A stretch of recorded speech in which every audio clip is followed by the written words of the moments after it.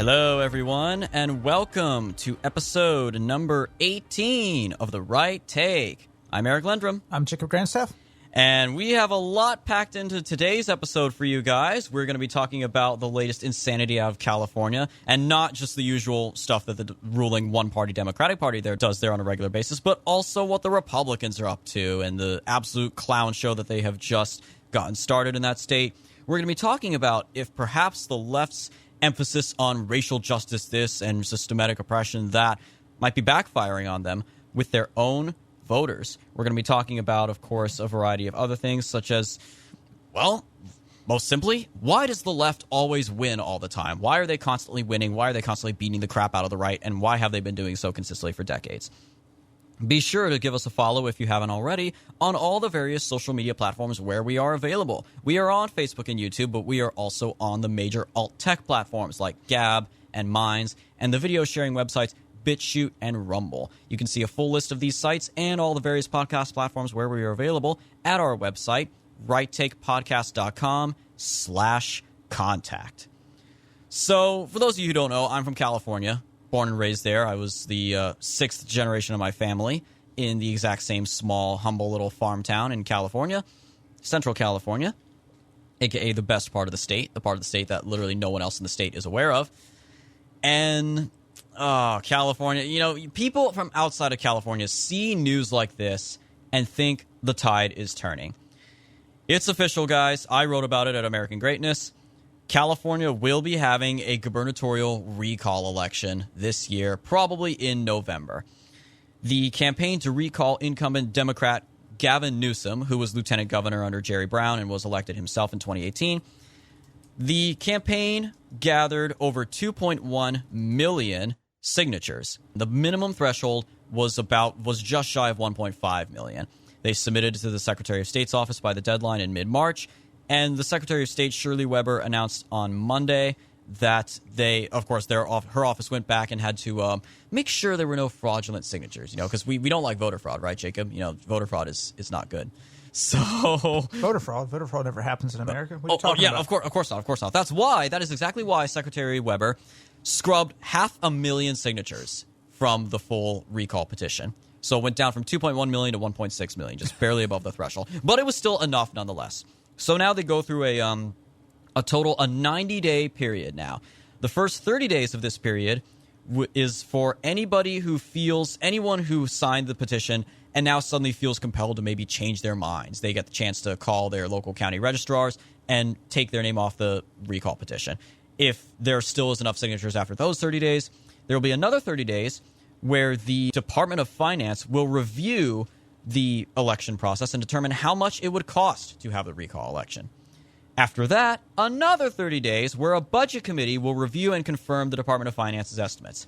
After those 90 days, the Lieutenant Governor of California, Eleni Kounalakis, will set the date for the recall election itself, which will probably be in early November. In the recall election, how this works is there's a single ballot with two questions on it. The first question is, should Governor Gavin Newsom be recalled? And it's a very simple yes or no answer. You fill in one of those two bubbles. Following that is a full list of candidates who are running to replace him in the event that an absolute majority, 50% plus one, vote to recall him, and then subsequently you have to cast a vote for one of those candidates.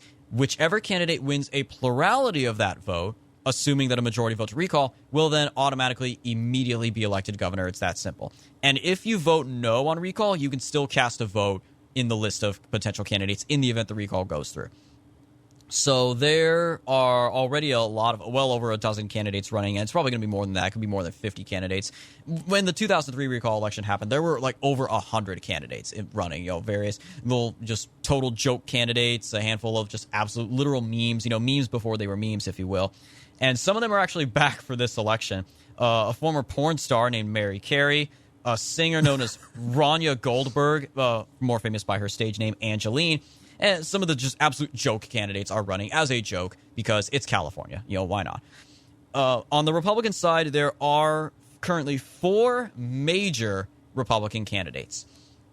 One of them is former Congressman Doug Osee, who briefly ran in the 2018 gubernatorial race before he then dropped out before the primary. John Cox, the businessman from Illinois who moved to California right before the 2018 election, was the Republican nominee in the 2018 gubernatorial election against Gavin Newsom, where he subsequently got absolutely destroyed with 38% of the vote to Newsom's 62%.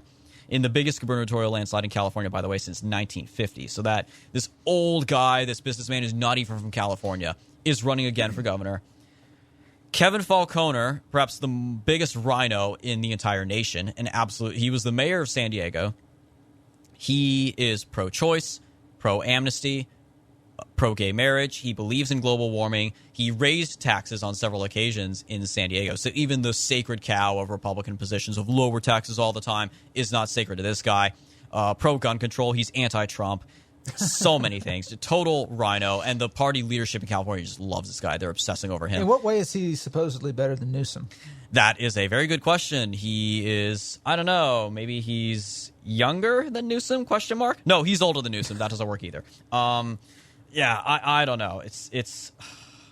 That's to be expected from Republicans in the state of California. But also, isn't the transgender yes. governor? Bruce Jenner, who likes to pretend to be called Caitlyn, former Olympic athlete and reality TV show, part of the larger Kardashian family, who now thinks he's a woman, calls himself Caitlyn and wears a dress and went through the procedures, is also running as a Republican, as a based tranny, I guess, because he did vote for Trump in 2016, so that was kind of cool.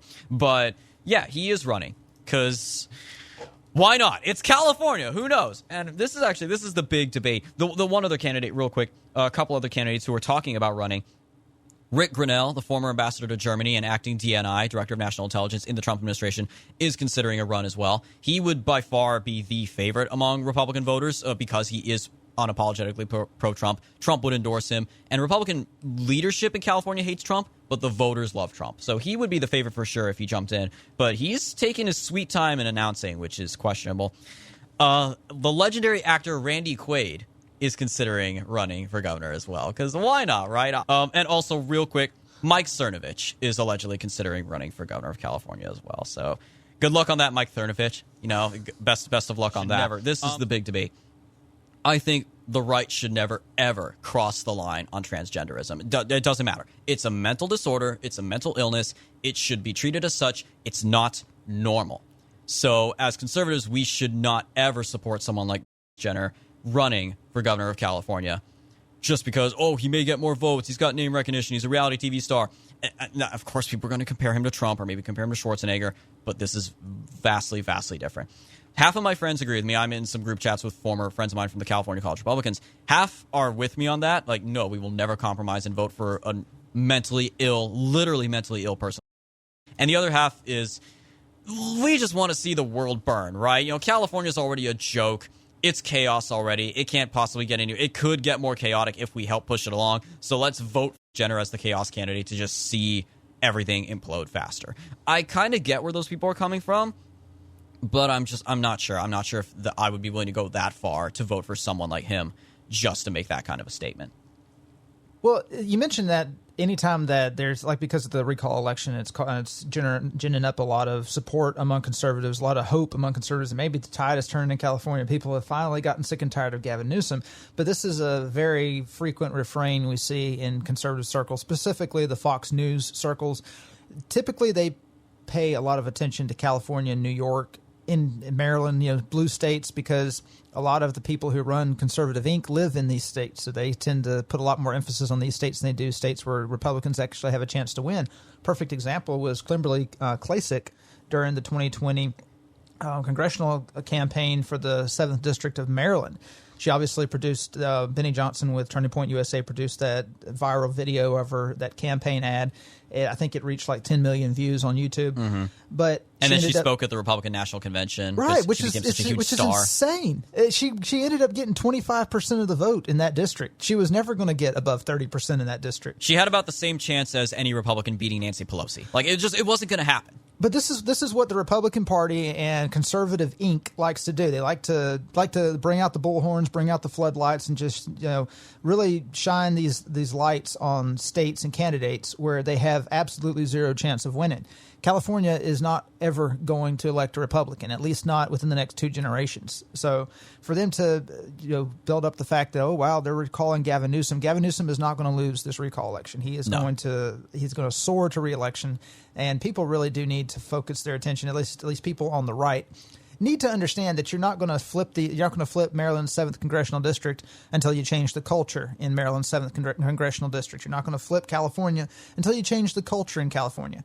And we're going to get into this a little bit later in our main topic about this is how Democrats are making inroads to Texas, inroads into Georgia, states that traditionally have been Republican, should not be up for debate. They should be solidly red. If Republicans followed the same playbook that they did, then they would be making inroads into places like Massachusetts and California.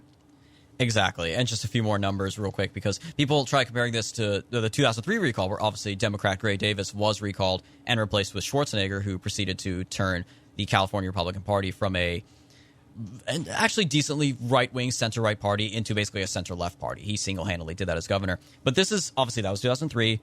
This is 2021. It's 18 years later. Just a few numbers for you guys. When Newsom was elected in 2018, as I said, he got about 7.7 million votes, 62%, which was the highest since Earl Warren was reelected all the way back in 1950.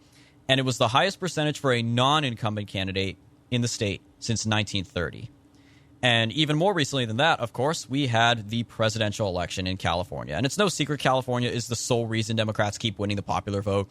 And it was that way in 2016. If you took away the vote totals of both Trump and Clinton in California in 2016, then Trump wins the national popular vote. In 2020, it was even worse. Trump did do a lot better. He got 6 million votes, just over 6 million votes, which set the record for the highest vote total any Republican presidential candidate has ever gotten in any state. But Biden got just over 11.1 million votes, which smashed the record for the highest vote total for a single candidate in any race in any state ever in American history. President, governor, Senate, anything.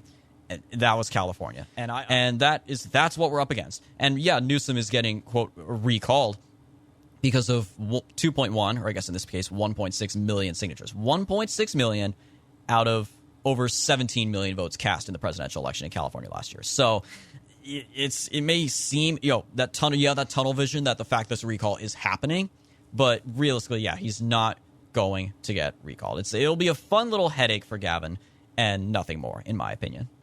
So with that, I wanted to move on to another thing I wrote about for American Greatness. This was actually really interesting. So we know, of course, obviously Democrats have gone all in on racial justice and white supremacy and everything. They've gone all in on this pandering to this multicultural coalition that stands behind this common idol of white people bad. And a study from Yale University, one of the Ivy League schools, seems to indicate that this, of course, people like to say that this could hurt Democrats in 2022, but this study suggests it could actually hurt them among their own voters. And it's probably shouldn't take you much to guess which of their voters are more bothered by this. This was originally reported by the New York Post. It was conducted by Micah English and Joshua Kalla at Yale, with the goals of the survey being to find out, quote, how racial attitudes shape policy preferences in the era of Black Lives Matter and increasing liberal views on racial issues, end quote. So to determine this, they asked various voters, all of the left-wing persuasion, self-identified liberals, leftists, Democrat voters. They asked voters about various key issues, such as universal health care, student debt cancellation, the Green New Deal, and legalizing marijuana, amongst other things. And they asked them to certain of these voters through different lenses. Some of these questions were framed as being purely about economic justice. Oh, cancel student debt to relieve them of the capitalist burden. Or they were framed as racial justice, such as asking about the Green New Deal because global warming hurts black people more than white people, apparently, assuming global warming is even real, but I digress. So for this, they actually incorporated rhetoric from Democrat politicians in both of these cases on all these issues in order to show, both of these narratives can be used separately by Democratic Party figures. The study subsequently found that white voters, even those who identify as liberal and supportive of Democrats, are less likely to support an issue if it is framed based on race, if it is preached to them as this is being done for racial justice. Conversely, black voters, not surprisingly, are more supportive of issues that are framed as being based explicitly on race. So this is interesting, obviously, because this isn't, Republican voters who obviously are going to oppose a Green New Deal no matter what. This is liberal white voters who are more off-put by Black Lives Matter type multicultural pandering messaging. And what's funny is that, of course, these two idiots at Yale, English and Kala, what's their conclusion from this? What is their determination as a result of this study? They said that although this is not representative of, quote, old-fashioned racism, end quote, they determined that the motivation of these white liberals to be put off by this, it's still racism anyway. They said, quote, racism remains a pernicious force in white Americans' policy preferences. Despite leftward shifts in public attitudes towards issues of racial equality, racial framing decreases support for race-neutral progressive policies, end quote. So I guess even white liberals are racist now too, right, Jacob? Well, what's interesting is they're talking about this whenever they frame it in racial terms to white liberals. White liberals prefer to use these racial terms to frame issues like so-called environmental justice, so-called, like they're talking about, whether it's infrastructure spending or anything that they care about, whenever they're speaking to black people. They don't like it to be framed to them. And as an example, I was on a Greyhound one time, and there was this Baltimore hipster who was going on and on very loudly about the progressives in Baltimore and the need for them to increase spending on bike lanes and stuff like that to improve the environment.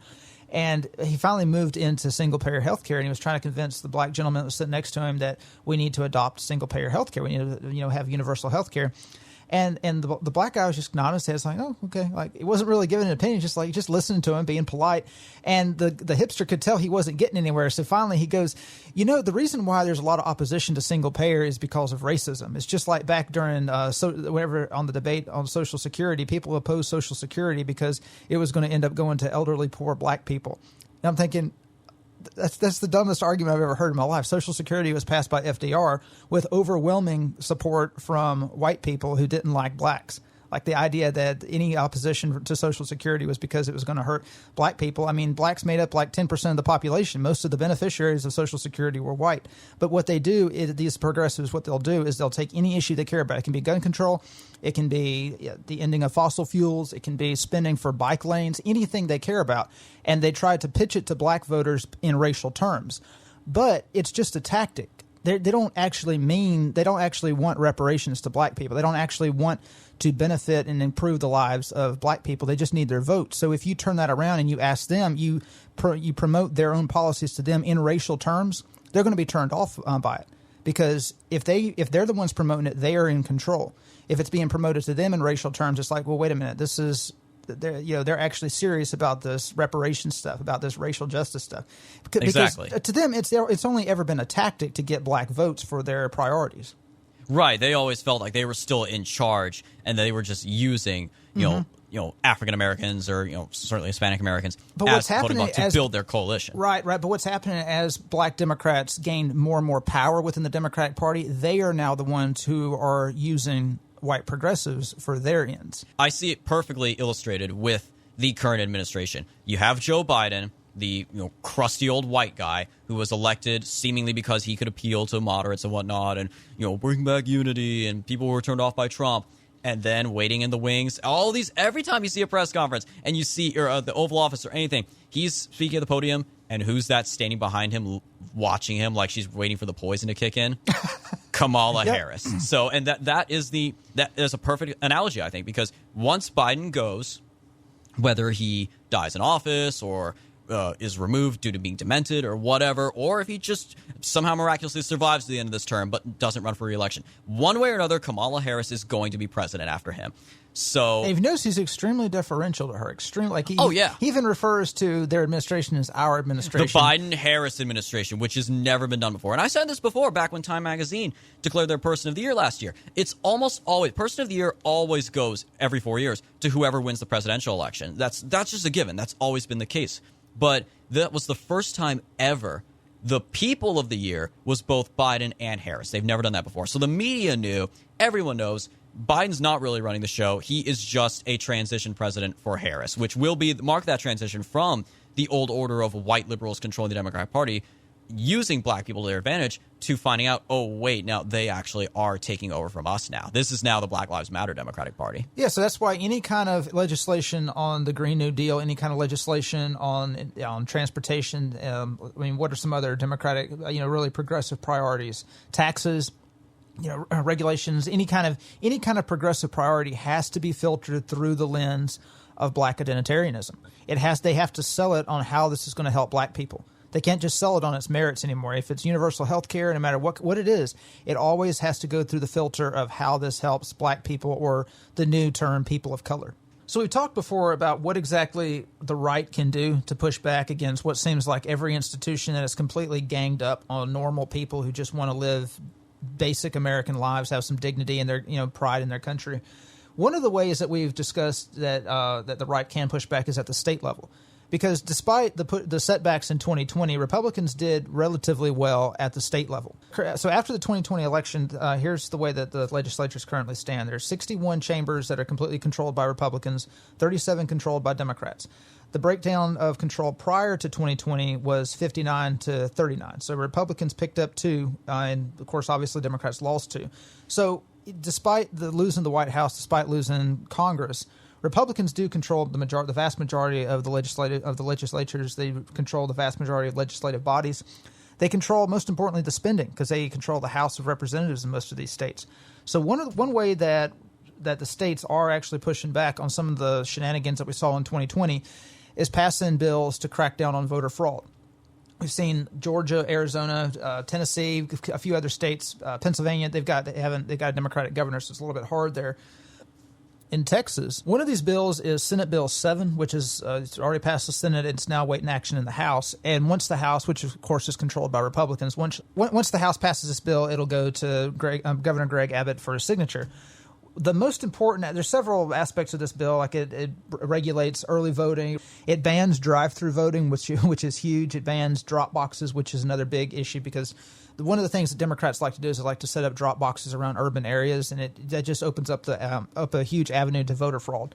But the most important aspect of this bill is it bans direct donations to counties of more than $1,000 unless they are unanimously approved by the governor, the lieutenant governor, and the Speaker of the House. Now, why is this huge?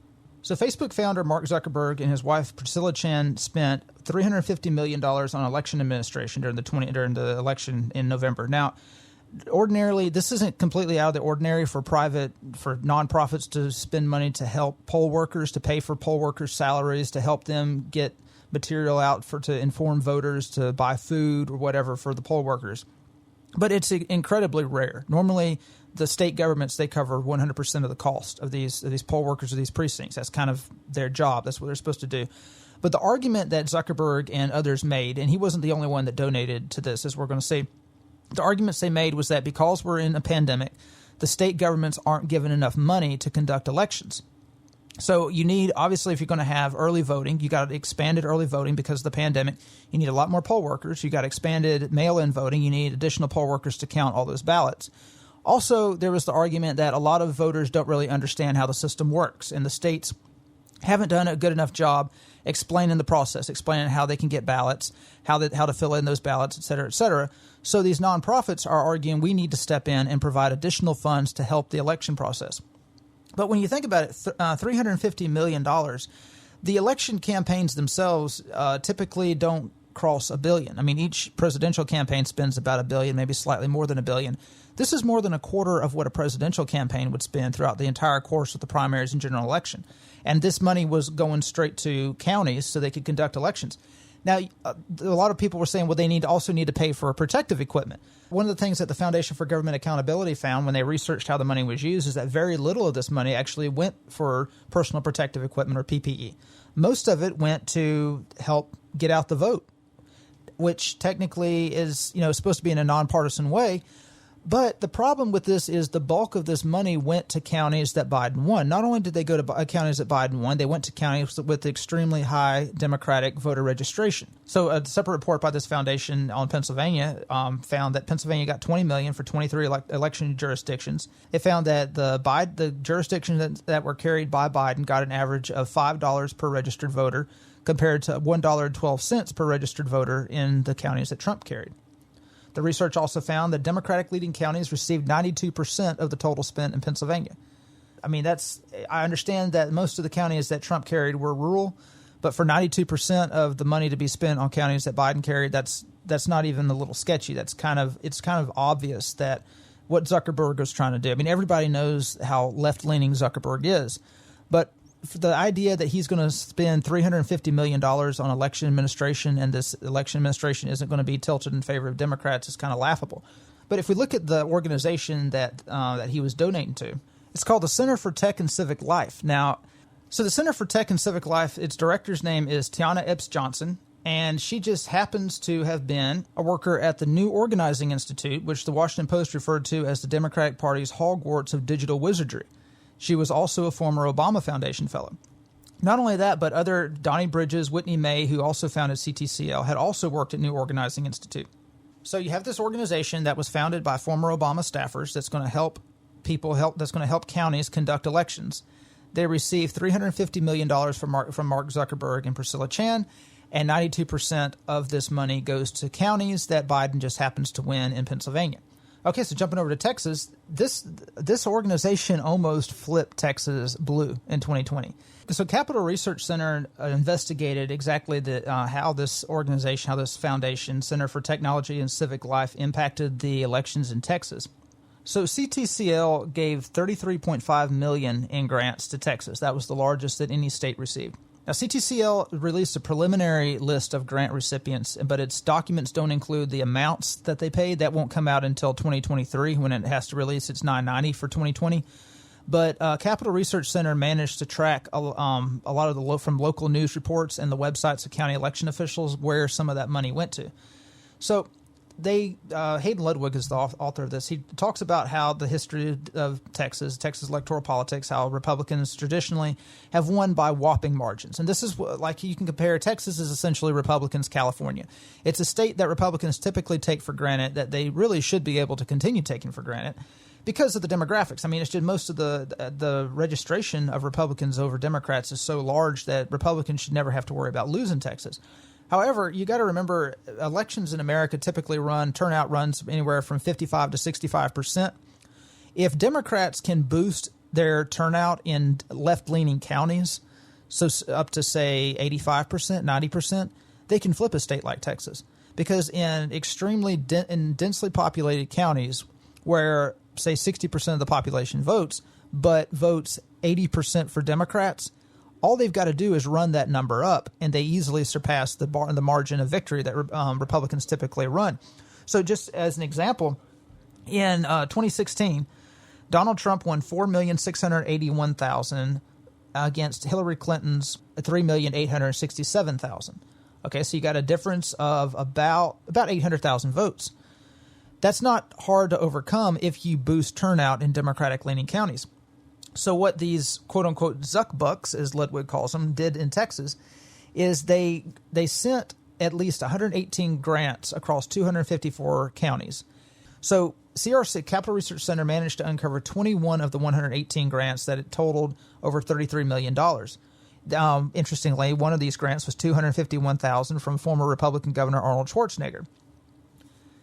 CTCL funded 8 of the 10 most populous counties in Texas. 8 and 10. They didn't fund the other 2. The other 2 went for Trump. So of the 10 most populous counties in Texas, 8 of them went for Biden, and CTCL just happened to fund these 8 counties that went for Biden, and they didn't fund the 2 that went for Trump. Kind of makes you think a bit, doesn't it? Right. Biden won 20. He only won 22 of Texas' 254 counties. So if you just look at the county vote, you would think, okay, well, Trump won by like 75 points. But you got to remember, urban areas are heavily Democratic, rural areas are heavily Republican.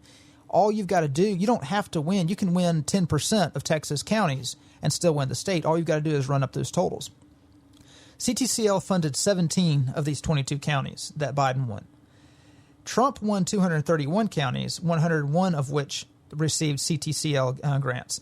So 77% of the counties that Biden won CTCL, Zuckerberg's the foundation that Zuckerberg donated $350 million to, they funded 17 of the 22 counties, or 77% of Biden's victory.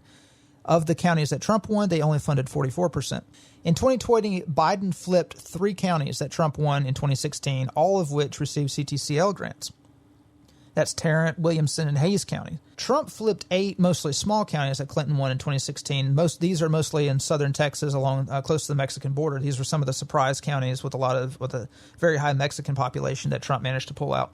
But interestingly enough, these counties didn't receive a lot of funding from CTCL. I mean, it's almost like CTCL saw the writing on the wall. They could see that Trump was fixing to make inroads with these Hispanic heavy counties, and they decided, no, we'll donate to the white suburban counties that we actually have a chance of flipping for Biden. Statewide, Trump averaged a 25% increase over his 2016 totals in both CTCL funded and unfunded counties. Biden averaged just 18% growth statewide, but, and here's the kicker, he experienced 40% growth in the state's 10 largest counties compared to 35% for Trump. So these counties that got funded by CTCL, they were the only counties where Biden actually had a greater increase over Trump from 2016 to 2020. So I'll go over that again. Trump averaged a 25% increase over 2016 because obviously turnout across the board was up for both Republicans and Democrats. Trump increased his turnout by 25%. Biden only grew his percentage over Clinton's by 18%. But in the 10 largest counties that received heavy CTCL funding, Biden increased his percentage by 40%, more than double what his statewide increase was. So it's clear that what Ludwig points out is that it's clear Biden won more votes in fewer places than his Democratic predecessors did in past elections, while Trump expanded his base to include places he lost in his first presidential bid, those Hispanic majority counties in the southern part of the state. CTCL funds, though, targeted just the spots that Biden needed to improve upon if he was going to win Texas. So the thing we got to understand with big tech and the Democratic Party is there's often a revolving door. People who work for the DNC will then go work for big tech. Like if they do digital work for the DNC, they'll go work in big tech and then vice versa. So these people who work for Facebook and who work for these nonprofits that are funded by Facebook, they have the data. They know where Biden needs to increase his voter turnout if he wants to win Texas. They know where he needs to increase his voter turnout if he wants to win Pennsylvania, which is why, as we're in Philadelphia, you had massive amounts of drop boxes just strewn all over the city because Philadelphia was where Biden needed to run up the totals if he was going to win the state of Pennsylvania. They knew that in Texas, if a Democrat wants to win, he's got to do what Beto O'Rourke did. He's got to turn out the vote among white suburbanites, among young white-collar college graduates, many of whom have just arrived from other states, many of whom live in Austin, Dallas, Houston. So that's where the money went. It didn't necessarily go to areas that are quote-unquote minority-majority. So they specifically targeted these counties that tend to be white, tend to be liberal. So Biden's biggest gains were in a handful of very big counties. These 5 counties, Houston, Dallas, Austin, San Antonio, and Fort Worth, netted him 2.8 million votes, or more than half of his 5.3 million votes statewide. So in these counties that CTCL targeted, the vote total that Biden gained was more than half of his entire statewide vote gain. In comparison, Trump got less than 2.1 million votes in these counties, accounting for 35% of his total votes. So these 5 counties accepted grants from CTCL totaling 27,775,142, or 83% of all grants we've traced to Texas. Just 2 cities alone received almost $25 million from CTCL. $9.6 million in Houston, that's Harris County, and $15 million in Dallas, which is the largest known single CTCL grant in the country. So if we put these figures into perspective, Houston's $9.6 million grant was enough for $2.04 for every man, woman, and child living in Harris County, or enough to buy every single Biden vote there for $10.46. Dallas received the equivalent of $5.74 per person living in the county, or $25.27 per Biden vote. So Ludwig points out, I mentioned Philadelphia, Ludwig points out that that CTCL spent $10 million to Philadelphia, which nearly doubled its elections budget. So, I mean, obviously you need more money, as I mentioned, because you got a lot of early voting, you got a lot of mail-in voting, but do you really need double your budget? And, you know, this is something... and what were these? You can never have too much money as part of their philosophy. Yeah, you can never have. I mean, why 10 million? Let's just up it to 20 million, 30 million.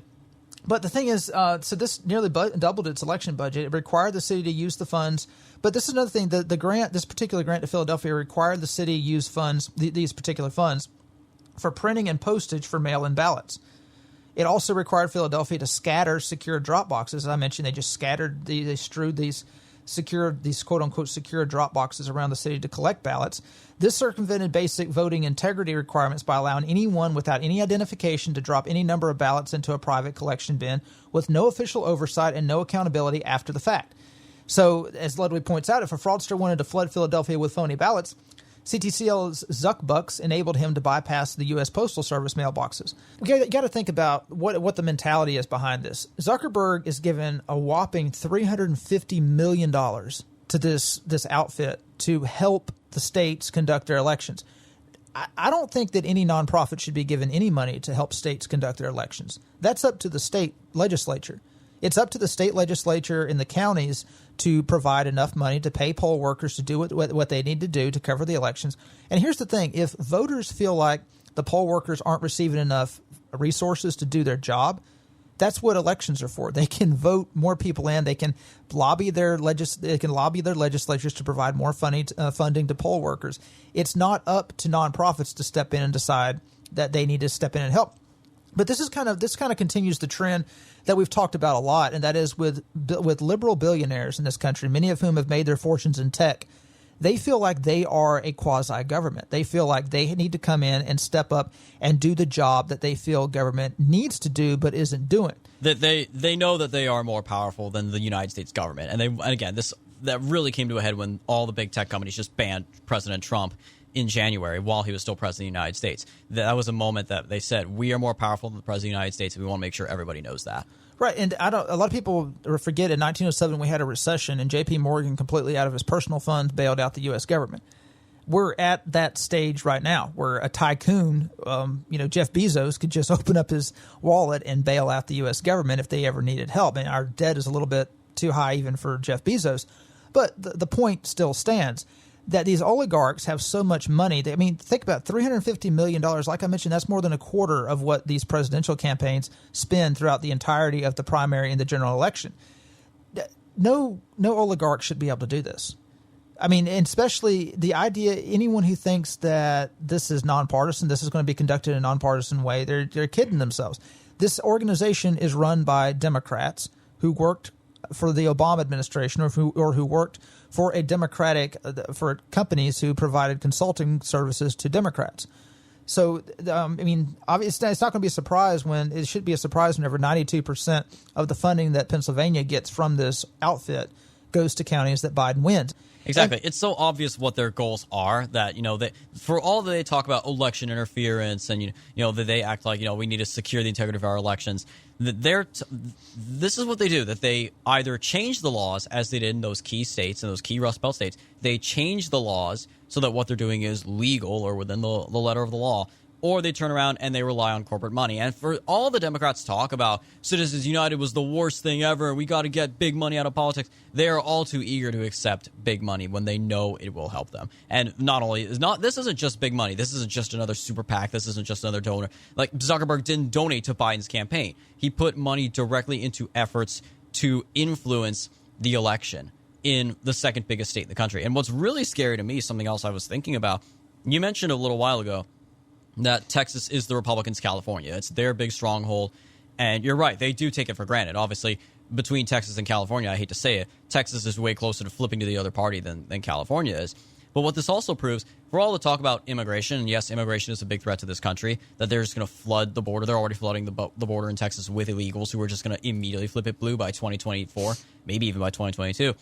But what this operation in 2020 by Zuckerberg, if anything, this proves Texas already could be blue. It just depends on which voters you turn out and which voters you suppress, which is what they were doing by putting all this money into these heavily urban districts in an effort to suppress the Trump vote. But you mentioned that Zuckerberg didn't give to the Biden campaign. Like, he instead is masking his donation through philanthropy.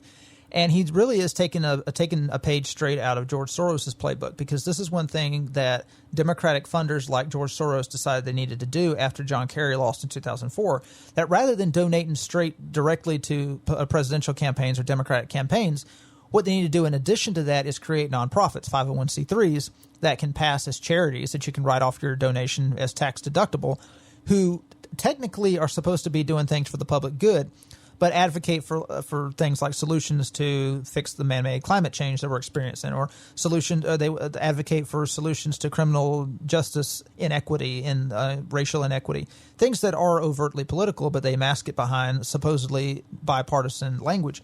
Mark Zuckerberg as we know, Soros has jumped into funding DA races around the country and a bunch of projects who are 501c3s, 501c4s, that are trying to change policing, change the way that we prosecute criminals in order to reduce the prison population. Because in his own book, Soros, in Defense of an Open Society, he claims that he wants to have America's prison population. He believes our prison population is way too high. So Zuckerberg is doing the exact same thing. He and his wife Priscilla started giving grants to bail funds and prosecutor groups in 2019 and 2020. But the results of this is we're going to end up seeing a rise in crime. We already saw that in 2020. Our crime rates, especially the murder rate in urban areas in this country, are back to what they were in the 90s at the high. So, I think Zuckerberg is basically trying to be the new George Soros. He wants to try to, rather than be overtly political and donate to Democrats, which is what he would prefer to do, he wants to fund these nonprofits who are supposedly doing things in the public good and the public interest, which the end result is a turnout in obviously in more Democratic votes and more crime as you have a bunch of left-wing DAs elected. I was going to say, I'll give him that. It is clever to try to imitate Soros as opposed to just direct donations like billionaires have passed, or to just do what his other big tech Silicon Valley buddies are doing, like Jack Dorsey. Jack Dorsey obviously is not, to our knowledge at least, he's not getting directly involved in the electoral process and trying to turn out more votes or, getting involved in voter fraud or whatever. He is just sticking to, I'm going to use my big tech platform to ban people I don't like Trump and like anybody to the right of Joseph Stalin. So Zuckerberg, and again, obviously Zuckerberg does that too on Facebook, and not as drastically as Dorsey, I don't think, but he definitely is using both the platform he created that subsequently that made him, and he is also using the wealth he has amassed from that to influence elections and other processes outside of Facebook's purview. So it is smart on his part. I'll give him that. Yeah, can you imagine if the tycoons from 120 years ago had tried to influence elections in this manner, just the outrage that the original progressive movement would have invade against them? They would get all their assets seized immediately, and they'd be tried before Congress for treason. Probably. Oh, absolutely, absolutely. So just in closing, just to kind of give you a sense of how close Texas was to flipping blue. So in 2016, Trump improved on Mitt Romney's turnout. He gained almost 126,000 votes over Mitt Romney. But Hillary Clinton gained 573,000 votes over Obama's 2012 turnout. But despite the fact that Clinton did a lot better than Obama did in Texas, Trump was still able to cruise to an easy victory by 814,000 votes. Now get this. In 2020, Biden increased his voting total by 1.4 million. So Trump beat Clinton in 2016 by 814,000 votes. Biden increased his vote numbers over Clinton's by 1.4 million. If Trump had only won in 2020 what he won in 2016 in Texas, Biden would have beat Trump by 600,000 votes. And this is the thing that Republican legislators are going to have to consider. If you're going to allow, do they want private entities coming in and funding their elections? Because these nonprofits, every single one of them just about, are funded by left-wingers. So, for instance, this CTCL, in addition to being funded by Zuckerberg, other left-wing organizations like the Democracy Fund, the John S. and James L. Knight Foundation, the Rockefeller Brothers Foundation also funded this group. And these foundations who have these massive endowments, they're run by people who want complete transformation of the American system of government, who believe America is a racist society. And they're going to use their money, for these nonprofits who get. And these, you got to remember, these nonprofits, the donations are tax deductible, so it's very easy to raise money from people who want to donate to politics, but don't want to have to pay taxes on that money. So one thing that Senate Bill 7 would do is it bans direct donations to counties in Texas of more than $1,000 unless they're unanimously approved by the governor, the lieutenant governor, and the Speaker of the House. And one more thing to emphasize why this is so important, that we must fight back using the legislatures, using the various processes and procedures that are in place, is because, as we noted, President Trump did increase his vote total in Texas. And he did it almost entirely through actual grassroots increasing of the base. As we pointed out in previous episodes, there's one county towards the very southern tip of Texas located on the border called Zapata County, a mostly Hispanic county and a border community that he lost to Hillary Clinton by 33 points in 2016. And then against Biden in 2020, he won it by 5, a 38-point swing. And I guarantee you that wasn't because of some billionaire's money. That wasn't because of some, get out the vote effort. That was a natural growth of the grassroots movement that President Trump alone could achieve. But even then, that was still obviously his overall increase, his vote increase, as you pointed out, was not nearly as much as Biden's vote increase. So they will artificially grow their vote to completely wipe out any natural growth in our vote. So it is important to fight back and try to make sure this kind of garbage doesn't happen again. Certainly not in Texas, but not in any other Republican state. So for our featured topic today, we're going to discuss why exactly the left wins at everything. Why is it that conservatives can't seem to win anything in society, whether it's pop culture, whether it can be Hollywood. That includes, of course, movies, that includes books, that includes music. Isn't that the $1.9 trillion question? Yeah, I mean, and not only that, it's whether it's pop culture, whether it's politics, whether it's even in business now, the right can't seem to win anything. They are completely dominated in every single aspect of society, even in sports, which at one point was considered kind of like a right-wing bastion. You're seeing left-wing, almost very woke social SJW wrestlers now even coming out and promoting SJW politics. So Richard Hanania discusses this in his piece in Substack, Why is Everything Liberal? Richard Hanania is a research fellow at the Saltzman Institute of War and Peace Studies at Columbia University. So what this piece describes, and we're going to link this in the description, is he's asking the question, why is everything in our society liberal? So it's not just politics, it's not just our elected representatives, it's everywhere you turn. Everything is not only liberal, but it's anti-conservative. So this includes even going out in the streets and physically confronting conservatives who get out there and try to lobby for things that they're interested in. And so one of the things that Hanania talks about is he points out is in a democracy, every vote is supposed to be equal. So one man, one vote. That's kind of what we're based on in a democracy. So he writes, if about half the country supports one side and half the country supports another, you may expect major institutions to either be equally divided or to try to stay politically neutral, which would make sense. I mean, MLB is about half Democrat, half Republican, its fan base. The NBA leans heavily Democrat. The NFL slightly Democrat. Other sports like UFC are heavily conservative. But let's say if you run Major League Baseball, you want to try to stay. It would make sense to stay as politically neutral as possible because you don't want to alienate any of your fan base. But that's not what we're seeing. We're seeing even the MLB is taking stances that no Republican agrees with, or almost no Republican agrees with. So it makes you wonder, how can they do that? Well, Hanania argues that when you're dealing with institutions in this society, you can't look at the voters, at the fan base, at the customer base as individuals, where you think we have one person, one vote. And he makes this distinction between ordinal versus cardinal utility. So he writes, through the lens of ordinal utility, in which people simply rank what they want to happen, we are about equal. I prefer Republicans to Democrats, while you have the opposite preference. But when we think in terms of cardinal utility, in layman's terms, that means how badly people want something to happen. Because most people are relatively indifferent to politics and see it as a small part of their lives, yet a small percentage of the population takes it very seriously and makes it part of its identity. So in a way, this is like religion. People who are extremely religious, their religion is part of their identity. It's not just a small part of their lives. It makes up who they are as people. So he's arguing that the difference between ordinal utility and cardinal utility is, in ordinal utility, everyone is equal in that it's one man, one vote. We all vote for who we want for president. We go, we put in our vote, we forget about it, we go live our lives. Cardinal utility, though, is something completely different. And what he's arguing here is those with cardinal utility tend to punch above their weight in influence, and institutions are going to be more responsive to them. So he writes, elections are a measure of ordinal preference. As long as you care enough to vote, it doesn't matter how much you care about the election outcome, as everyone's voice is the same. But for everything else, who speaks up in a board meeting about whether a corporation should take a political position, who protests against a company taking a position one side or the other finds offensive, etc.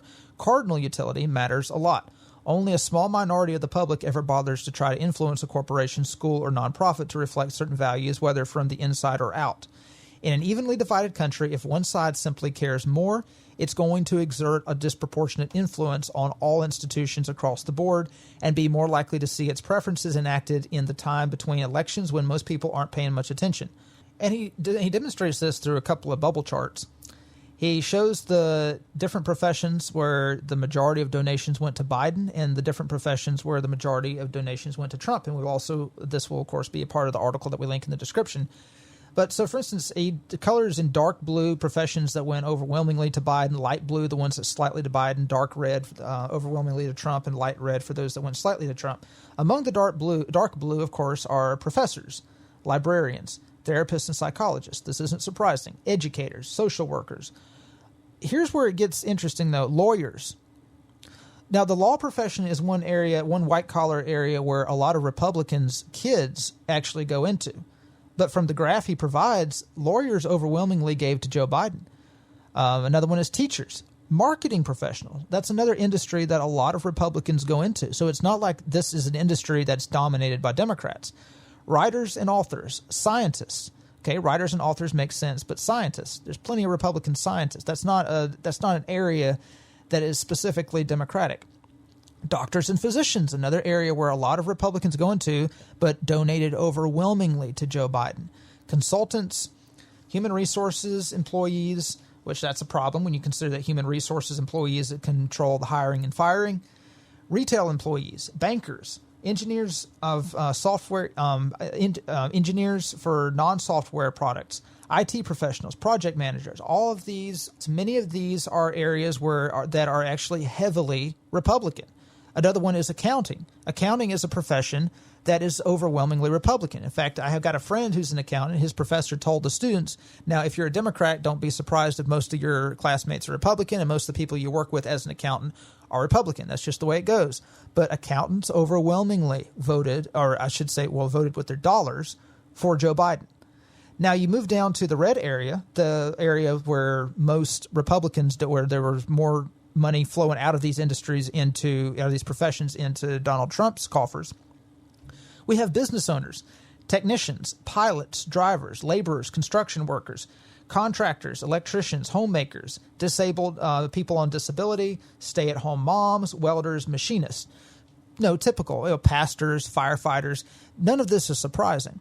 But if you look at the graph, the blue just completely dwarfs the red because most people who work in these professions that donated to Trump don't make a lot of money. He also covers the the specific employers, like the companies that people work for that donated to different candidates.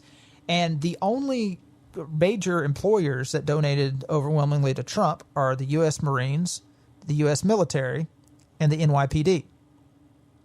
Every single other major entity, every corporation donated overwhelmingly to Biden. So just a few examples.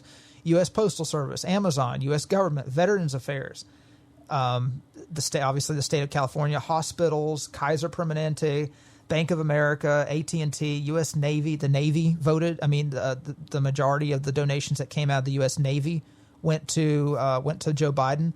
A slight majority of the donations that came out of the Air Force went to Joe Biden. Lowe's, Safeway, Walmart, FedEx. These are industries and areas of government that are not overwhelmingly Democratic. Yet the vast majority of donations from these companies and these industries flowed to Joe Biden. So Hanania writes, what jumps out to me in these figures is not only how left-leaning large institutions are, but how the same is true for most professions. Whether you're looking at the institution or by individuals, whether you are looking by institution or by individuals, there are more donations to Biden than Trump. Yet Republicans get close to half the votes. So where are the Trump supporters? He asks, what these graphs reveal is a larger story in which people give to liberal causes and candidates more than they give to conservative ones, even if Americans are about equally divided in which party they support. And this is not, he writes in parentheses, no, this is not the result of liberals being wealthier. He links to a study that shows that the connection between income and ideology is pretty weak. So he also provides some graphs that show how in swing states, Biden got more donations than Trump. And it's in every single battleground state in Arizona.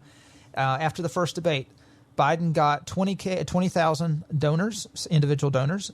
Trump got 15.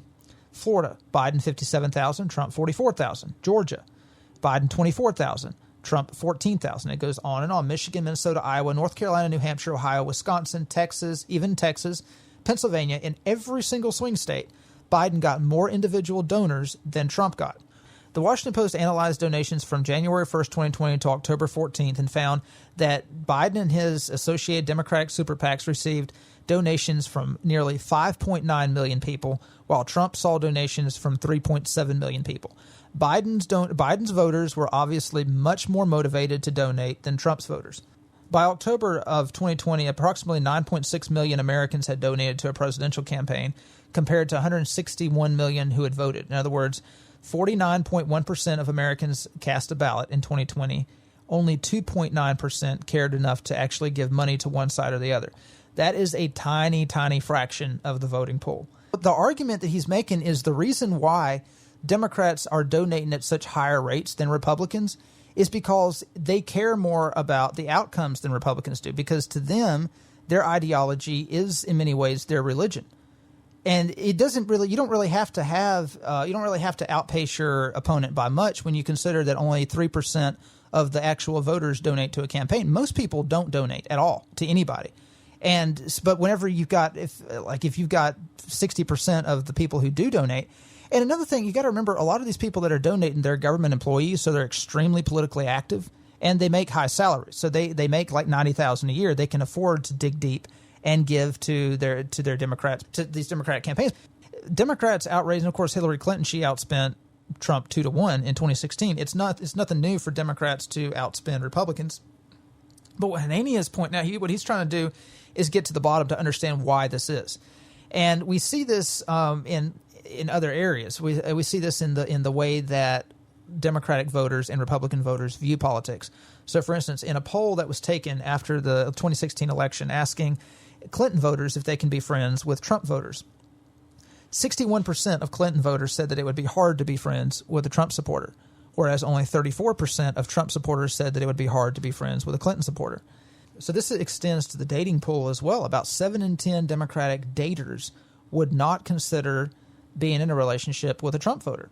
So among Trump supporters, that number is only 19% who said they would definitely not date a Clinton voter, and 29% who said they would probably not date a Clinton voter. So basically, you and I are screwed, right? In this area, like that's the thing too. That's one more thing, that this is their life. This is their religion to them, as you said, that they are even willing to guard their dating preferences based on who you voted for. It's unreal the amount of people who are like, I will not even date a Trump supporter. If you're a fascist, then don't even date me. And I'm just like, they literally let these things dictate every aspect of their lives. It's a cult.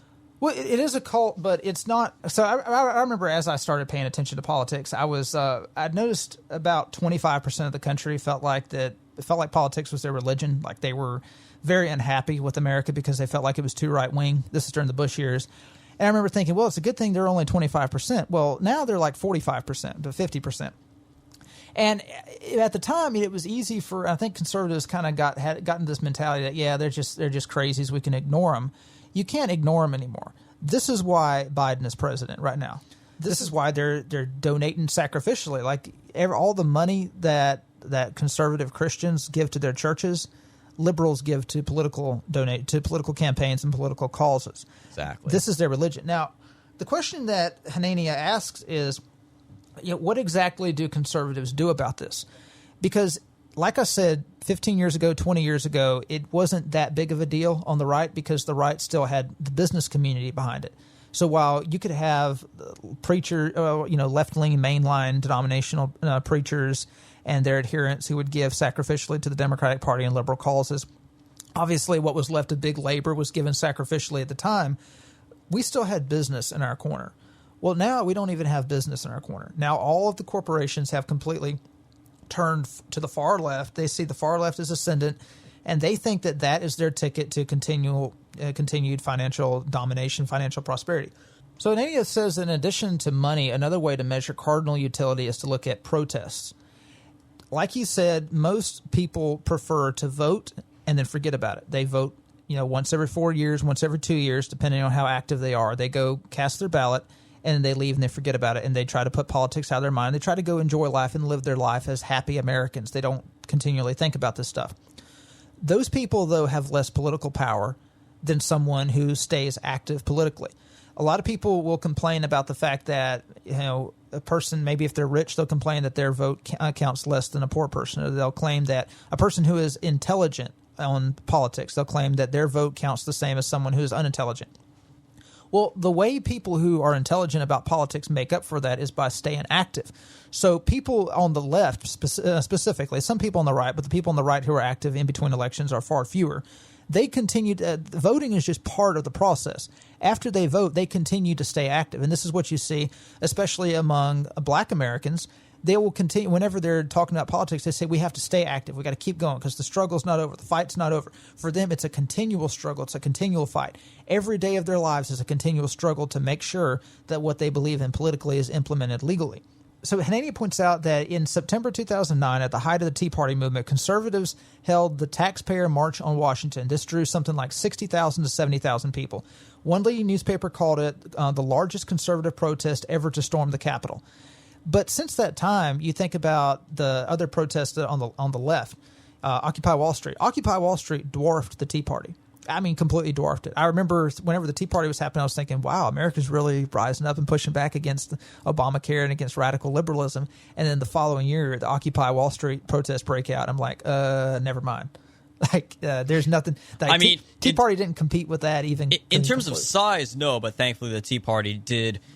At the time, certainly you could argue the Tea Party did affect way more political change. The Tea Party was behind the massive wave of the 2010 midterms, whereas Occupy Wall Street came along a year later, obviously astroturfed by the Soroses trying to imitate the Tea Party from a left-wing perspective. But, of course, what was their big electoral victory? The Occupy Wall Street is not what got Obama reelected. And Occupy Wall Street's candidate of choice was Bernie Sanders, and he lost both times. It did not materialize into political victories the way the Tea Party did. But if you move on past Occupy Wall Street and you look at the protests that have happened since then, so let's think about the march. What was that? Oh, the March for Our Lives, the pro-gun control rally, the activists. That saw about 800,000 people show up around the country, which was more than what the Tea Party saw. Sure. But, I mean, is that really this carrying on the Occupy Wall Street tradition, or are those more just adjacent travelers? No, I'm just saying a left-wing protests in general. In general, yeah. If you look at the raw numbers of left-wing protests and compare them to right-wing protests, sure, they completely dwarf right-wing protests. Another one is the Women's March, which 500,000. No, well, that's just in Washington, D.C., it had 500,000. If you look at nationwide, there were estimates point to somewhere between 3.2 million to 5.2 million of people who participated in it all around the country. And it could be said, too, that, yes, you're certainly right. It could be said that with a lot of these protests, it's easier for the left to get on protests because most of them don't have jobs, whereas people on the right do have jobs. So, I mean, that is one reason you could look at it. That's the way a lot of conservatives look at it, and they're dead wrong. That is not the reason why the left manages to amass such huge numbers of people out in the streets. To a certain extent, sometimes on the local level, you'll see protesters who are funded by organizations that are funded by Soros. We definitely saw this with Occupy Wall Street, with the early Black Lives Matter protests. And what we saw last year was a lot of these organizations, like the ones that Zuckerberg is funding, would provide bail to protesters. So they would be a lot more apt to get out there and risk getting arrested, knowing that they were going to get bailed out. But as far as people actually taking off time from work or going out to protest after work, we do see a lot more of this from the left, from people who do have jobs, than we do from the right, for a few reasons. And just to show the comparison, like this is 1.6% of the entire U.S. population that participated in the Women's March. But the reason we see this is I would argue, and Hanania makes the same arguments, for two reasons. Number one, most of these people are single. They do not have families, so they don't have to go home and take care of kids at night. They go home and go to sleep. They wake up the next morning, they go to work, they get off work. Hey, what are we going to do? Well, we can go hang out with friends, or we can go protest and bust up a Starbucks, which is more fun. If I'm a 22-year-old who has no ethics or morals or religion, I want to go bust out some Starbucks windows. Get some free Nikes, yeah. Right. That's a lot more fun than just going and shooting basketball or throwing a football around or whatever. So that's the first reason. And of course, the Women's March attracted a lot of young single women who don't have husbands, don't have children. Another reason is because, as Hanania is pointing out in this article, liberals are a lot more committed to their cause than conservatives are. For conservatives, they vote. That's it. A very select few will donate to political campaigns. Almost nobody on the right donates to nonprofits who support right-wing causes. They vote, they forget about it, they go home to their families, they live their lives in quiet and peace, and they prefer not to get involved in politics outside of election years. The left doesn't think like that, at least a very loud, vocal minority of the left. They vote and they stay active. They're looking forward to the next protest. In fact, many of them actually live to protest. They will travel around the country, and this, of course, we saw this. There are lots of streamers who would travel around the country, and they would talk to people who bounce around from protest to protest. They go to Portland, they go to Seattle. I encountered several of these people. They flew in for, who's that race hustler's name? Al Sharpton. He held his march in Washington last August. There were people flying in from Portland who had just got through busting up Kenosha. They went from Portland to Kenosha, and then they moved over here to D.C. to start causing trouble in D.C., and they went back to Portland to keep trying to burn down the courthouse in Portland. A lot of these people live to protest. And what's interesting is the right, the one area in which the right actually does produce huge numbers of protesters and activists is in the anti-abortion crusade. The March for Life regularly attracts massive numbers every single year. There's no other right-wing cause that attracts more attention, more money, and more boots on the ground than the March for Life. And what do you know? It's not some fiscal issue like lower taxes or, deregulation. It's a very emotional social issue. Exactly. It's an emotional social issue that tugs at the heartstrings. And this is one thing that you'll find, generally speaking, a lot more women are interested in limiting abortion than men. A lot of these March for Lives marches they are women. Are full of women, just like the Women's March. If there's an emotional issue that is going to galvanize the population and get people riled up for a political cause, it's going to be something that tugs at the heartstrings and gets women in the streets and gets women activated. And there really is there's very few issues on the right other than the right to life issue that galvanizes so much of the population, which makes you wonder, why is it that Republicans want to run away from right to life? Why is it that Republicans want to shun the abortion issue if that's the one issue that really gets their people in the streets and gets their people activated politically? Well, and something else, too, that on that same note is that it is like many of these other protests, as you mentioned, March for Our Lives, or all these climate marches, they appeal specifically to young people. And the March for Life does that as well. A lot of the marchers at March for Life are really young. And that's one thing I thought that was really clever when they first started doing all those stupid climate marches. And they would be during school days, during school hours, and entire teachers in school districts would let the students leave, ditch class to go march to protest for the global warming. And I remember thinking, oh, well, of course, if I'm a high school and I have a chance to miss a whole day of school to go to some super protest, absolutely I would. I would say I'd go protest and then I'd leave and go to the mall with my friends. And that's probably what a lot of kids did. But they make it seem cool and they tack it on with the added bonus of, oh, yeah, skip school. And then, of course, then they go to the protest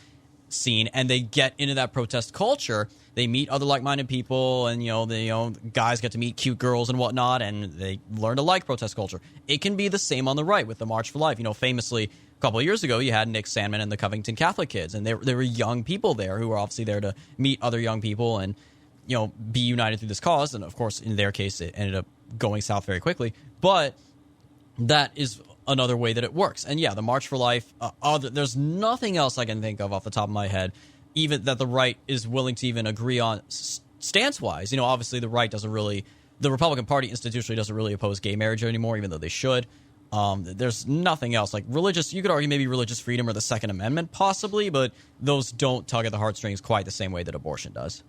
So a final way that Hanania points out that we need to consider cardinal utility, remember the whole article is about ordinal utility versus cardinal utility, is through media and academia.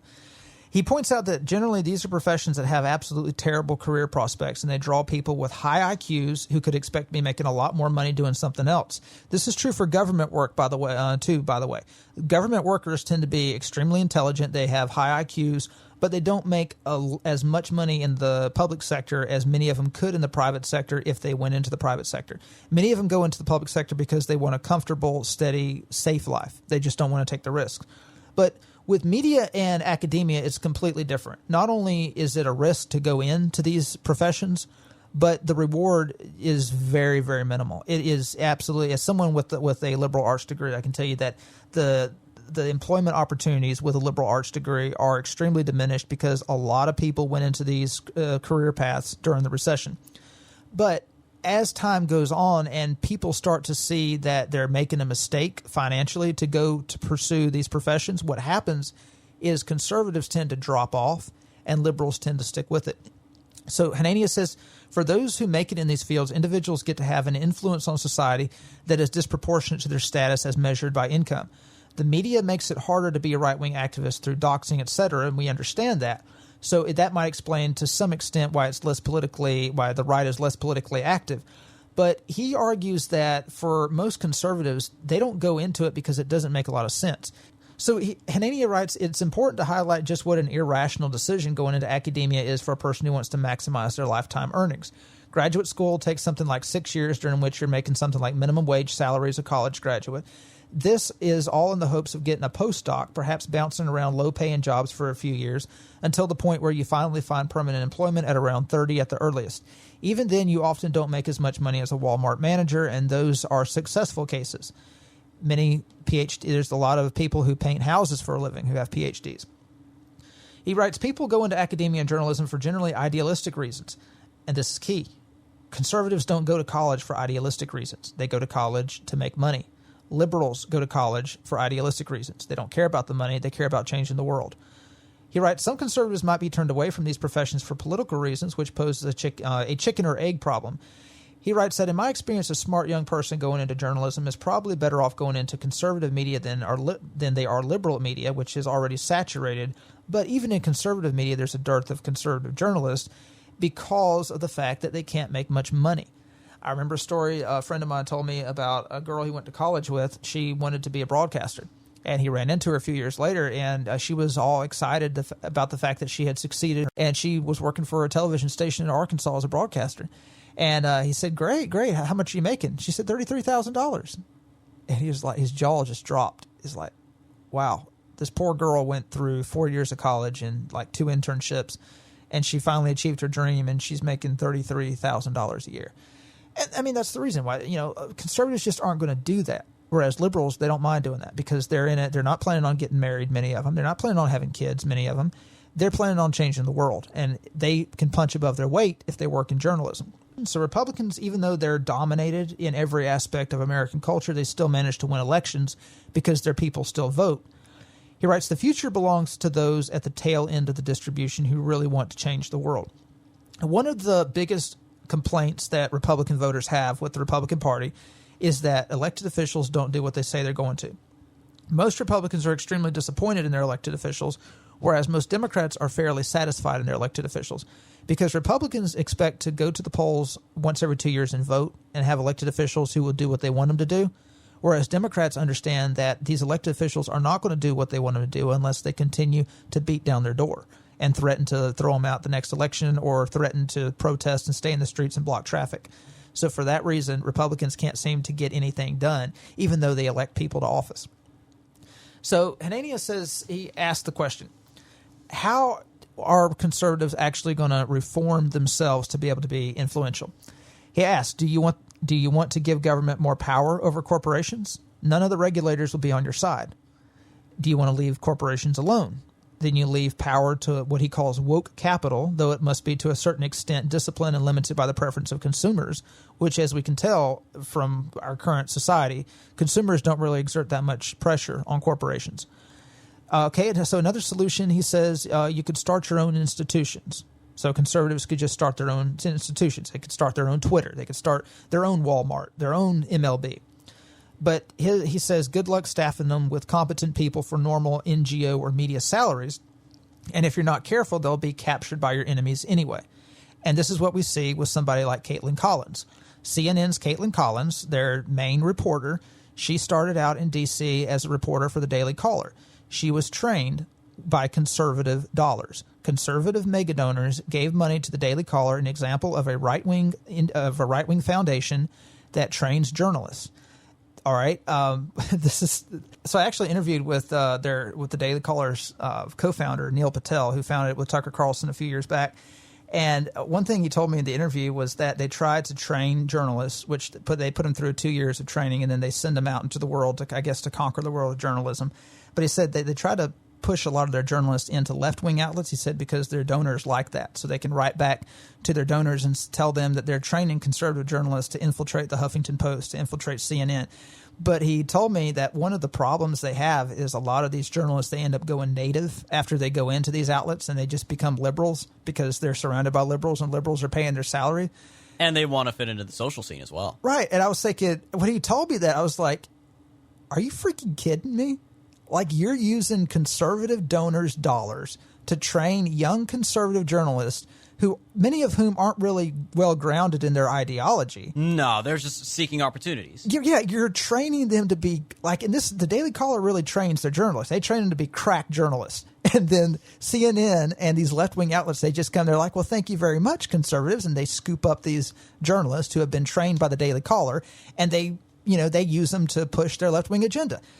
Case in point, Caitlin Collins. Caitlin Collins was the White House reporter for the Daily Caller. CNN scooped her up, and now she was the main one causing the most grief to Kayleigh McEnany and the Trump administration.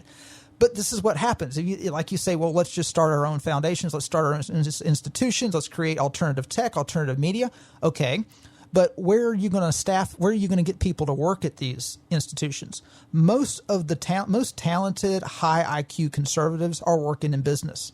They've already founded their own businesses. They're working in secular, non-political jobs. Right. They're working in apolitical jobs. They vote, and that's it. They don't want to be bothered with it. You're not going to get them to work for you unless you're going to pay them. I mean, if you want to pay, because the thing is, they're already making like $200,000 a year. If you're going to pay them $250,000 a year to be a reporter, I guess maybe you can get them to work for you. But you're not going to pull them away from those marketing firms or wherever they're working at, or as accountants, to come work for you in journalism and be basically political hitmen. And so for that reason, whenever you do get good, talented people, oftentimes the left will come and scoop those people up and use them. They'll be like, well, thank you very much. And then they come take them away and they use them for their purposes. So this is the thing. Like, conservatives, they can't really – so if you want to give government more power over corporations, the regulators are going to be against you. You want to leave corporations alone, like basically play free market economics like the Republican Party does, then, well, you're going to have woke capital running roughshod over you and boycotting your states. Or you can start your own institutions and fail miserably. So the thing that the silver lining he points out in all this is that people who identify as right-wing are typically happier, they're less mentally ill, they're more likely to start families, which suggests that political activism is a sign of the less well-adjusted mind or the result of seeking to fill an empty void in one's personal life. And that actually is true. A lot of people on the right who are politically active, like the people in the alt-right, they are people who aren't very socially adjusted. They don't have families, and they are kind of seeking to fill a void in their personal life. So as the right becomes more and more marginalized, you're probably going to see a lot more radicals on the right who actually become political entrepreneurs, like you saw with the alt-right. Because, I mean, when you think about it, there really hasn't been a upstart movement that is similar to the alt-right since the 1950s with National Review. 1950s, 1960s, like the counter-revolution, the countercultural revolution. So this also explains conservatives' obsession with the economy and non-confrontation. I've talked to a lot of people who are very outraged and disgusted and even terrified at where they see the country going. And their solution seems to be, well, let's just get the economy back and running well. And this is kind of Trump's response when they asked him, what are you going to do to bring the country together? And the only thing he ever really brought up was, well, we'll just get the economy going back and things will be good like they were in 2019. Things weren't good in 2019. The country wasn't united in 2019. A good economy, and this is the thing. A lot of conservatives think, well, if we can just get a good economy going, people will settle down. They'll stop paying so much attention to politics. They'll get married. They'll start families. We'll move back to a normal, quiet society. No, the economy was roaring in Trump's first term prior to COVID, and obviously that didn't work. No, that's correct. Conservatives think if people will act normal if they have money, but it's not lack of money that's driving people to act normal. People who lack money many times get sucked into the more radical aspects of political activism, but it's ideology. Ideology is what and propaganda. That's what is driving Black Lives Matter. It's not a lack of money. I was listening to Pat Buchanan's biography, and he was talking about how whenever he was in the Nixon administration, several Nixon employees who were kind of on the left side of the Republican Party, when they saw the riots that were happening in the 60s, their immediate response was, we got to get some money into those communities. And Buchanan's response was, what are you talking about? We got to get the military into those communities. Because those people weren't being driven by lack of economic opportunity. They were being driven by ideology. And that's the thing. After the MLK assassination, when D.C. burned to the ground, it wasn't driven by people just randomly, spontaneously burning stuff to the ground. It was being led by Stokely Carmichael, who specifically encouraged people who were protesting and angry to start busting out windows and burning stuff down. If it hadn't been for that kind of leadership, you wouldn't have seen the wide-scale rioting and burning that you did. And it's the same way with BLM. These things are organized. They're ideologically driven. So if the right is ever going to take back control of the country, it's going to have to understand that ideas matter more than economics. It isn't the economy, stupid. It just isn't true. Not anymore. That was true in the 90s with Bill Clinton, but it's not true anymore. Right. It's not true anymore. It is ideas. Ideas are what drive society. So Hanania closes out by quoting a passage from Scott Alexander, who writes the following in his review of a biography of Turkish President Recep Tayyip Erdogan. He writes, the normal course of politics is various coalitions of elites and populace, each drawing from their own power bases. A normal political party, like a normal anything else, has elite leaders, analysts, propagandists, and managers, plus populist foot soldiers. Then there's an election, and sometimes our elites get in, sometimes your elites get in. But getting a political party that's against the elites is really hard, and usually the sort of thing that gets claimed rather than accomplished, because elites naturally rise to the top of everything. Sometimes, however, political parties can run on an explicitly anti-elite platform. In theory, this sounds good. Nobody wants to be an elitist. In practice, this gets really nasty quickly. Democracy is a pure numbers game, so it's hard for the elites to control. The populace can genuinely seize the reins of a democracy if it really wants. But if that happens, the government will be arrayed against every other institution in the nation. Elites naturally rise to the top of everything: media, academia, culture. So all those institutions will hate the new government and be hated by it in turn. Reminds me of the Trump administration. Since all natural organic processes favor elites, if the government wants to win, it will have to destroy everything natural and organic. For example, shut down the regular media and replace it with a government-controlled media run by its supporters. When elites use the government to promote elite culture, this usually looks like giving grants to the most promising up-and-coming artists recommended by the art schools themselves and having the local art critics praise their taste and acumen. However, when the populace uses the government to promote popular culture against elite culture, this usually looks something like ham-fisted attempts to designate some kind of official style based on what popular stereotypes think is real art from back in the day when it was good, which every art school and art critic attacks as clueless Philistinism. Every artist in the country will make groundbreaking, exciting new art criticizing the government's poor judgment, while the government desperately looks for a few technicians willing to take their money and make, I don't know, pretty landscape paintings or big neoclassical buildings. The important point is that elite government can govern with a light touch because everything naturally tends toward what they want and they just need to shepherd it along. But popular anti-elite populist government has a strong tendency toward dictatorship because it won't get what it wants without crushing every normal organic process. Thus, the stereotype of the right-wing strongman who gets busy with the crushing. So the idea of right-wing populism might invoke this general concept of somebody who, because they have made themselves the champion of the populace against the elites, will probably end up incentivized to crush all organic processes of civil society and yoke culture and academia to the will of government in a heavy-handed manner. And this is why people turned out and voted for Trump. They wanted somebody who was going to go in there and crush the elites. They wanted somebody who was going to go in there and ham-fistedly destroy all of these institutions that hate them and hate their culture, hate their country, hate their history. And we see this with the rise of QAnon. The people in the QAnon cult, they actually believed that Trump was going to send in the military, arrest Biden, arrest McConnell, arrest all these rhinos, arrest the Democrats, arrest Pelosi, shut the country down for 8 weeks. We would have complete power outages for 8 weeks, and then he would restore the American Republic, which would basically be a right-wing dictatorship. When you have a group of your base that believes that, they're not voting for a president. They're voting for a right-wing strongman. Now, we don't actually have to install a dictator to reform our current institutions, but we do have to embrace government power. if the right ever wants to hope to win, we do have to completely embrace the idea that the government is our best friend, and it is our best hope against fighting back against the current institutions who hate average, everyday working Americans. Yeah, railing against big government obviously made sense in the context of the Cold War. We've talked about this before, but it is no longer, certainly in this world where big corporations are just as much of a problem as big government, we might as well figure, okay, well, what's one between those two? We still have a chance to take control of government and use it to our advantage. And I also do think one more cultural change that needs to happen as well. As you said before, the left has made politics their religion. It is part of their identity now. It's what they live and breathe and think every day. They give money to political causes like the right gives money to religious causes, to actual churches. And I'm not saying that the right should abandon religion. Obviously, religion is important.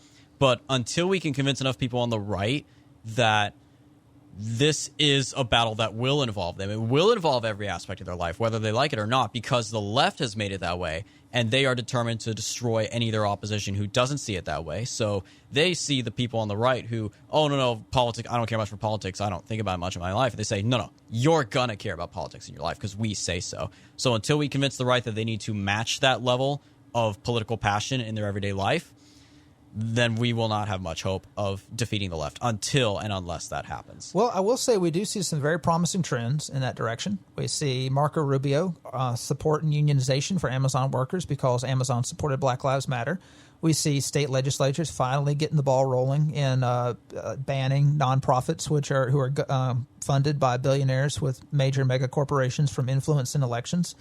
And interestingly enough, J.D. Vance, the author of Hillbilly Elegy, seems to be very interested in running for the Senate in Ohio. Which would be, I think he'd be an immediate front runner for the nomination and the general election. Oh, absolutely. And he tweeted out recently talking about Google. He said, raise their taxes and do whatever else is necessary to fight these goons. We can have an American republic or a global oligarchy, and it's time for choosing. And this is really the choice that people on the right have to make. Do you want to continue to play by the same free market rules that governed America back when most American corporations and American elites believed that the founding fathers were wonderful and that America's founding was glorious? Or do you want to continue, or do you want to crack down on what is today the billionaires and the oligarchs who believe that America's founders were racist and that America's founding was evil?